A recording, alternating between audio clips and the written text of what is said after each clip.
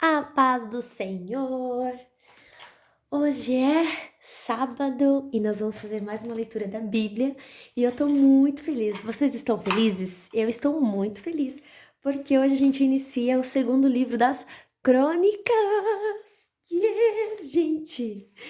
Meu coração, gente. Ai, olha, eu vou confessar pra vocês que eu não achei que eu ia conseguir.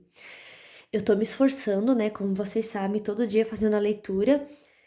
E não é fácil, gente. É um compromisso que você tem que ter com você mesmo, né? O principal é um compromisso que você tem com você mesmo.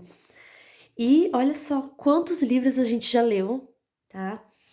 E já estamos aqui no quinto mês, no segundo livro das Crônicas, para honra e glória do nome do Senhor Jesus Cristo. Tudo é para Ele, tudo é dele, tudo é para Ele. E eu tô muito, muito, muito feliz.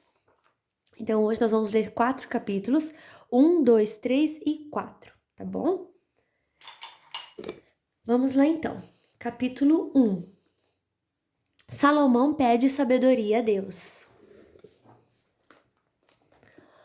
O rei Salomão, filho de Davi, conseguiu firmar o seu poder como rei de Israel, e o Senhor seu Deus o abençoou e fez o seu poder aumentar muito.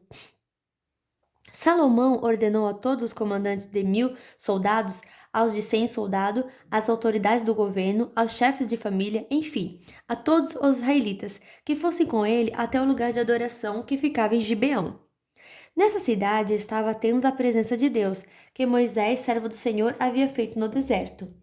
A Arca da Aliança estava em Jerusalém, numa barraca que Davi tinha armado quando havia levado a Arca de Kiriat Jearim para Jerusalém. O altar de bronze que havia sido feito por Bezalel, filho de Uri e neto de Ur, estava em frente da tenda sagrada. O rei Salomão e todo o povo de Israel foram lá para adorar a Deus. Ali no altar de bronze, Salomão ofereceu a Deus em sacrifício 1.000 animais, que foram completamente queimados. Naquela noite, Deus apareceu a Salomão e perguntou: O que você quer que eu lhe dê? Ele respondeu: Tu sempre mostraste um grande amor por Davi, o meu pai, e deixaste que eu ficasse como rei no lugar dele. E agora, ó Senhor Deus, cumpre a promessa que fizeste ao meu pai, já que me fizeste rei de um povo tão numeroso como o pó da terra. Dá-me sabedoria e conhecimento para que eu possa governá-lo. Se não for assim, como poderei governar este teu grande povo? Deus disse a Salomão: Visto que você pediu sabedoria e conhecimento para governar o meu povo, de quem eu fiz você rei, em vez de pedir riquezas, bens ou honras, ou a morte dos seus inimigos, ou a vida longa, eu lhe darei sabedoria e conhecimento. Eu lhe darei também mais riquezas, bens e honras do que qualquer outro rei teve antes de você ou terá depois. Então Salomão saiu do lugar de adoração que ficava em Gibeão, onde estava a tenda sagrada, e voltou para Jerusalém, onde governou o povo de Israel. As riquezas de Salomão. Salomão ajuntou 1.400 carros de guerra e 12.000 cavalos de cavalaria. Espalhou uma parte deles por várias cidades e deixou o resto em Jerusalém. Em Jerusalém, durante o seu reinado, a prata e o ouro eram tão comuns como as pedras, e havia tantos cedros como as figueiras bravas que existem nas planícies de Judá.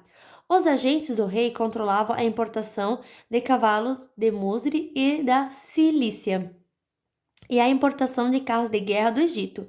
Esses agentes forneciam cavalos e carros de guerra para os reis heteus e sírios, vendendo cada carro por 600 barras de prata e cada cavalo por 150 barras de prata. Capítulo 2. O acordo de Salomão com Irão.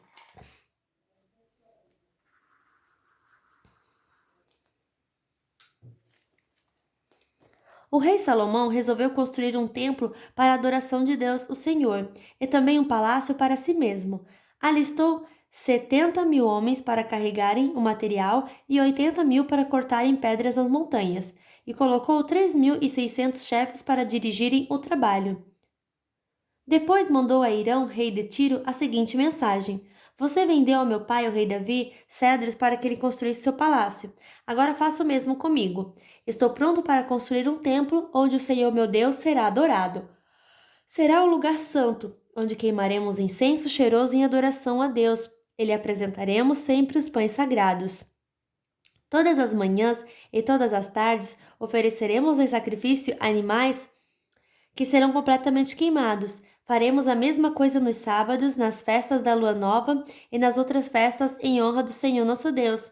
É nossa obrigação fazer isso para sempre. Vou construir um templo enorme, pois o nosso Deus é maior do que todos os outros deuses. Mas se Deus não cabe nem mesmo no céu, que é tão grande, quem pode construir um templo para ele? Quem sou eu para levantar um templo digno de Deus, a não ser que seja um lugar onde se queime incenso em honra dele? Portanto, mande-me um homem que saiba trabalhar em ouro, prata, bronze e ferro, que saiba fazer tecidos de fios de lã, púrpura, vermelha e azul, e que saiba entalhar madeira. Ele trabalhará em Judá e em Jerusalém com os meus artesãos que foram contratados por Davi, o meu pai. Sei que os seus trabalhadores sabem cortar árvores, portanto, mande-me do Líbano madeira de cedro, de pinho e de sândalo. Os meus homens trabalharão junto com os seus, a fim de preparar muita madeira, pois o templo que vou construir será grande e maravilhoso.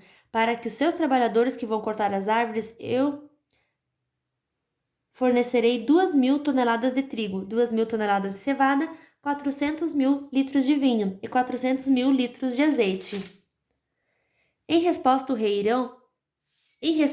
o rei Irão mandou a Salomão a seguinte carta: O Senhor Deus ama o seu povo e por isso fez com que você fosse o rei deles.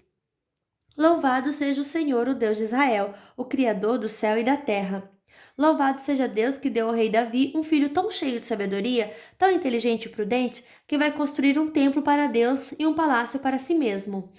E agora eu vou lhe mandar Hurã, um mestre artesão inteligente e capaz.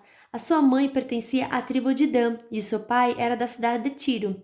Ele trabalha em ouro, prata, bronze, ferro, pedra e madeira. Sabe fazer tecidos de linho fino e de fios de lã púrpura, azul e vermelha.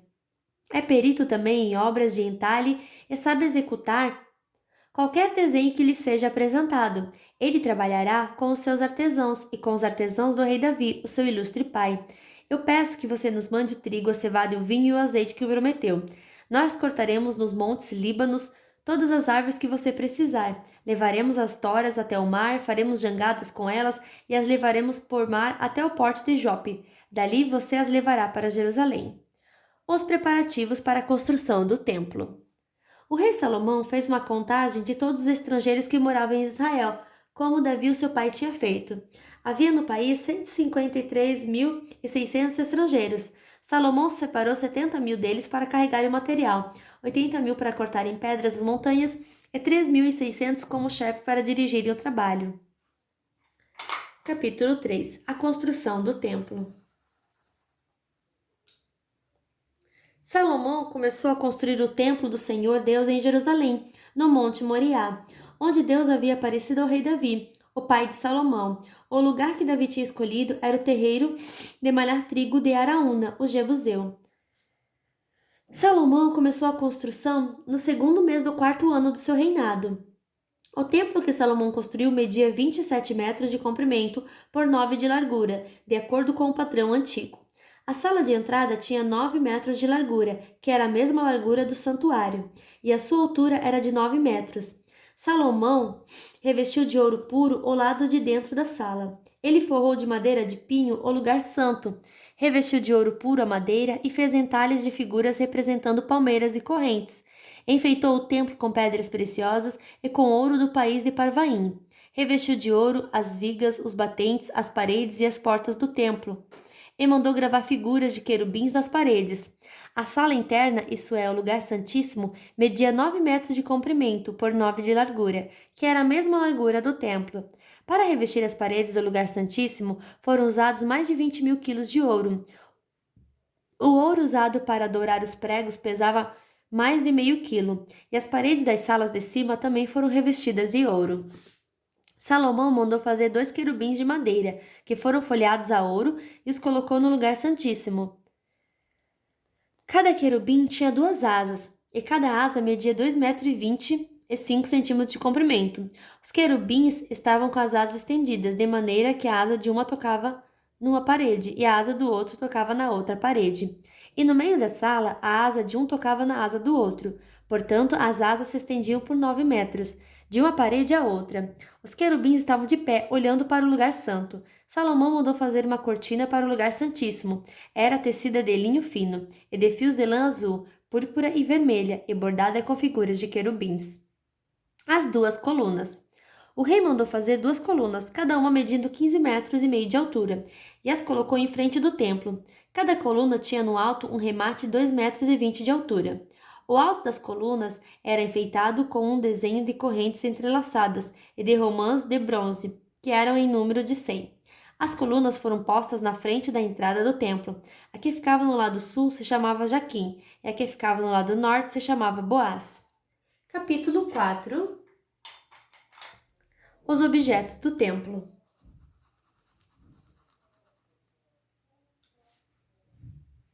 Salomão mandou fazer um altar de bronze de 9 metros de comprimento por 9 de largura e 4,5 de altura. Também mandou fazer um tanque redondo de bronze com 2,25 metros de profundidade, 4,5 metros de diâmetro e 13,5 metros de circunferência. Ao redor da borda de fora do tanque, que media 13,5 metros, havia 2 carreiras de figuras de touros de bronze, que tinham sido fundidas todas em uma só peça, junto com o tanque. O tanque se apoiava sobre as costas de 12 touros de bronze, que olhavam para fora. 3 olhavam para o norte, 3 para o oeste, 3 para o sul e 3 para o leste. A grossura das paredes do tanque era de 4 dedos. A sua borda era como a borda de um copo, curvando-se para fora como as pétalas de um lírio. A capacidade do tanque era de mais ou menos 60.000 litros. Fizeram também 10 bacias nas quais era lavado tudo que se usava para o sacrifício dos animais. 5 bacias foram colocadas no lado sul do templo e 5 no lado norte. A água do tanque era para os sacerdotes se lavarem. Fizeram 10 candelabros de ouro, como havia sido ordenado. Eles foram colocados no templo, 5 no lado sul e 5 no lado norte. Fizeram também 10 mesas que foram postas no templo, 5 no lado sul e 5 no lado norte. Fizeram também 100 vasilhas de ouro. Construíram o pátio interno para os sacerdotes e o pátio principal. As portas dos pátios foram revestidas de bronze. O tanque foi colocado no canto sudeste do templo. Hurã fez também caldeirões, pás e bacias, e assim terminou todo o trabalho encomendado pelo rei Salomão para o templo de Deus. Essa é a lista do que ele fez: 2 colunas, 2 remates em forma de taças que ficavam no alto das colunas, desenhos de correntes entrelaçadas de cada remate, 400 romãs de bronze em 2 carreiras ao redor do desenho de cada remate, 10 carretas, 10 bacias, um tanque, 12 touros que sustentavam o tanque, panelas, pás e garfos. Como Salomão havia ordenado, Hurã, o mestre artesão, fez de bronze polido todas as panelas, pás e garfos para o templo de Deus o Senhor. O rei mandou que tudo fosse feito na fundição que ficava entre Sucote e Zereda, no vale do Rio Jordão. Esses objetos de bronze que Salomão mandou fazer eram tantos que o seu peso nunca foi calculado. Salomão também mandou fazer para o templo os seguintes objetos de ouro: o altar, as mesas para os pães oferecidos a Deus, os candelabros e as lamparinas de ouro puro, que ficavam acesas em frente ao lugar santíssimo, conforme havia sido ordenado, as flores, as lamparinas e as tenazes, as tesouras de cortar pavios, as lamparinas, as vasilhas, os pratos para incenso e os braseiros. Todos esses objetos foram feitos de ouro puro. As portas de entrada para o lugar santo e as portas ao lugar santíssimo também eram de ouro. Enfim, nossa leitura de hoje. Que Deus abençoe a sua vida poderosamente e até amanhã. Tchau!